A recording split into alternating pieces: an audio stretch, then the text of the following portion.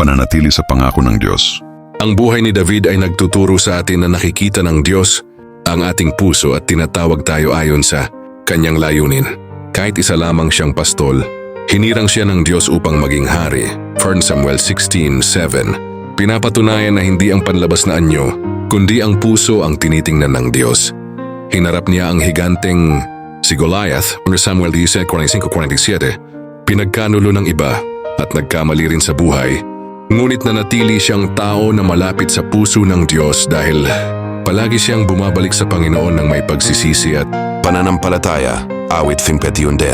ang buhay ni David ay nagpapaalala sa atin na ang Diyos ang lumalaban para sa atin. Nagpapalakas sa panahon ng pagsubok at muling bumabangon tayo sa kanyang biyaya. Kahit tinugis siya ng mga kaaway, ipinahayag niya, "Ang Panginoon ang aking bato, aking muog, at aking tagapagligtas."